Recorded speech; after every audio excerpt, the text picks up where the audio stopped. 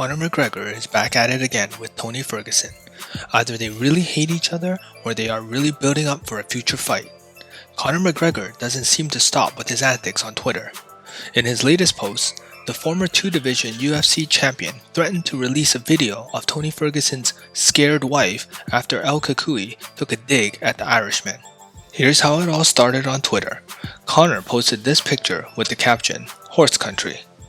A fan then called out McGregor, saying, "This man is never fighting professionally mixed martial arts. Look at how big he's gotten.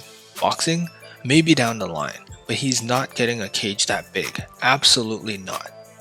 McGregor responds to the fan saying, "All I read was, look how big he has gotten. My man, these clowns are effed when I get back." Tony Ferguson accused McGregor of taking growth hormones and called him mentally weak and fragile. He also slammed McGregor for his recent altercation with non-fighters with this response: "Taking growth hormone will do that to someone's build. You're mentally weak and your leg is compromised. You're fragile, frail, and breakable. That GH gonna make you break, kid. Keep pumping your chest, you cheat. Not the first time God punished you. You like picking on people and DJs? WTF, pussy." Responding to that tweet, Conor McGregor appeared to mock Ferguson's mental state. The Irishman then claimed he possesses a video that his lightweight rival's wife sent to him in fear. He also threw shade at Ferguson for his 3-fight losing streak, saying, "OMG, God bless you, kid. Mental basket, sad case. I am going to share your scared wife's video that was sent to us of you screaming, crying as you smash your house up. What a sad bastard you are. No brains, empty head, losing streak, no management, wife sending us videos in fear." In another tweet, Conor McGregor confirmed he will share the octagon with Tony Ferguson in the near future. The 33-year-old also emphasized that he wanted to kill one of his opponents, suggesting that's the only thing left for him to do inside the cage. In the since-deleted tweet, Conor wrote, "Me and you are fighting one day, mate, and I gotta end your life in there full of it. Sauce, money, power. I already won all the belts and the money in this game. I just want to kill one of yous rats in there now. It's the only thing left for me to do, and watch me do it, only on pay-per-view." Do you think Conor McGregor crossed the line by threatening to kill Tony Ferguson? Let us know what you think in the comment section down below. UFC light heavyweight champion Jan Blachowicz has an upcoming title defense against Glover Teixeira. Jan took time out of his busy training camp to film this episode of Ninja Warrior in his home country of Poland. Let's take a look to see how he did. Mistrza UFC! Mistrza świata MMA! No to mistrzu, pokaż klasę na torze Ninja Warrior. Jest stresik, bo oczywiście mistrzostwo zobowiązuje. Na spokojnie. Równowaga powinna być mocną stroną Janka, chociaż też te długie ręce, długie nogi, ten jego gabaryt, bardziej sprzyja nokautowaniu rywali, co zresztą udowadnia w każdym swoim pojedynku. Janek Blachowicz już na drugiej przeszkodzie, a pamiętajmy, UFC to jest ta największa, najbardziej prestiżowa, najlepsza federacja mieszanych sztuk walki. To jest marzenie każdego młodego zawodnika właśnie w tym sporcie. Brawo, Janek! Brawo, Janek! No i teraz to gadałem z Jankiem przed jego rejsem, przed jego wyścigiem, przed jego przejściem i mówi, jeżeli się czegoś obawiam, to właśnie tej przeszkody. Tu nie ma kozaka. Tutaj każdy może wpaść do wody. Można oczywiście sprawdzić grzybka, a teraz już trzeba podbić. Oj, poszedł Jan Blachowicz w wodzie. Nasz tor jest bez... After a fantastic main event between Marvin Vettori and Paulo Costa at UFC Vegas 41, Dana White had a lot to say during the post-fight press conference. He was extremely happy with the performance that Costa and Vettori put on. He also revealed the fight night weight of both fighters.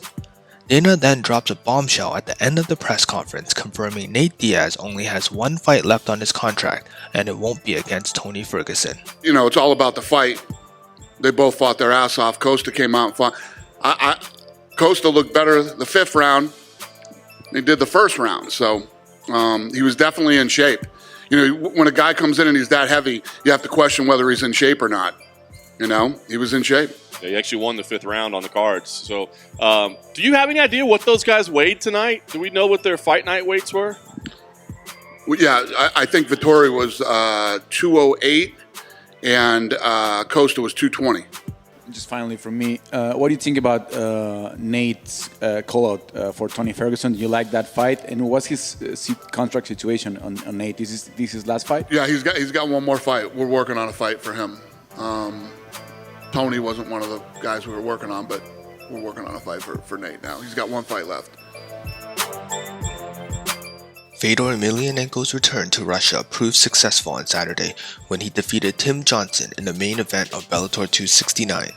Fedor got his 40th MMA win. The legendary former Pride FC champion thrived in his homecoming fight in Moscow with a first-round knockout victory over former UFC fighter Johnson in the heavyweight fight at VTB Arena. The Last Emperor said pre-fight that he won't retire after this win, and at 45 years old, it remains to be seen if he sticks to his guns. Check out the top Twitter reactions to Fedor's victory over Johnson at Bellator 269.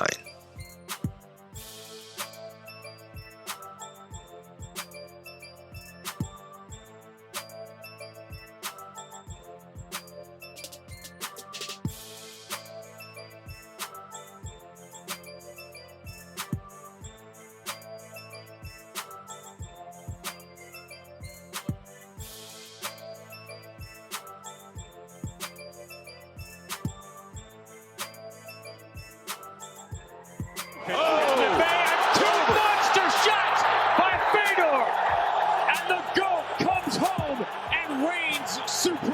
Yeah, that left hook set it all up. Watch the left hand. Bip, right there, you see that? And then the right. Speaking on the John Bartolo show, Claudia Gadelha gives us an update on her UFC status. Yeah, I'm so excited. You look fabulous. What's going on? Wow, I have so much going on. You have a lot going on. Yeah, and like you said, you know, like the first time we talked, like we knew each other a little bit, but now it's a little different, you know, and I feel like I want to talk about what's really going on in my life behind the scenes, you know, because like... I would say we were lunch friends, now we're dinner friends. Yeah. That's how that works, right? I like that. I like that. So what's going on? So... I've been out of the sport for 10 months now, right? Like I had a really bad concussion. I fought last November and I had a really bad concussion, and a lot of people wanted kind of like to know what was going on, but I was kind of like hiding and like taking my time to, you know, come back to the sport and like to talk to everybody because it was very like emotional to me, you know. It was like so what I really had was a post-concussion syndrome, which is like the symptoms of a concussion for a long period of time. And I was like from training for a fight and fighting 3 rounds to not being able to go for a 15-minute walk because I would feel nauseous and throw up and feel emotional, like a lot of those symptoms. And that was I love that you referred to emotion as a symptom.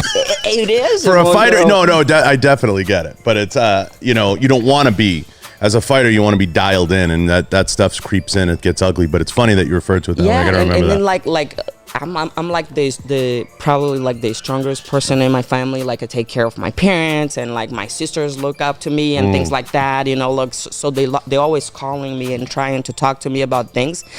But on that time when I had the concussion, like I was calling my mom, and I cried in the first time in my life on the phone to my mom, and I showed her vulnerability for the first time in my life because of that concussion. So it was very, very emotional, and people don't realize, you know, like imagine I train like 4 or 5 hours every day, and next day I wake up and I can't go for a 15-minute walk. Like I feel like life was taken away from me.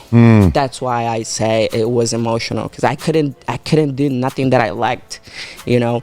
And I don't know, it's very interesting because I feel like a lot of fighters have concussions, but they hide it. Like you said, you know, you don't want to show that you're emotional. You don't want to show that they want to keep working. You know, like fighters don't want to show. Like imagine I just had a concussion, but then I'll probably think about fighting 5 months from now, right? I don't want to step into the octagon knowing that my opponent know that I just had a head injury and I'm like coming back from a head injury. Like people don't want, like fighters don't want people to know and opponents to know about the injuries, especially a head injury. So I feel like a lot of fighters hide concussions, and this is not good. And I've seen like a lot of fighters not recovering from concussions and going back to the sport and losing, and like this is gonna pay off later in life as well. So I feel like we should talk a lot more about it, and we should try to find the best ways to recover from it, because for the past 10 months all I've been doing is taking care of my brain, my health, my life, you know, and I feel great now, better than ever. Thanks for watching another episode of Panda MMA. If you like what you've watched today, please help us grow by subscribing to our channel, giving us a thumbs up, and hitting a bell icon to receive notifications of our next video. It is all over!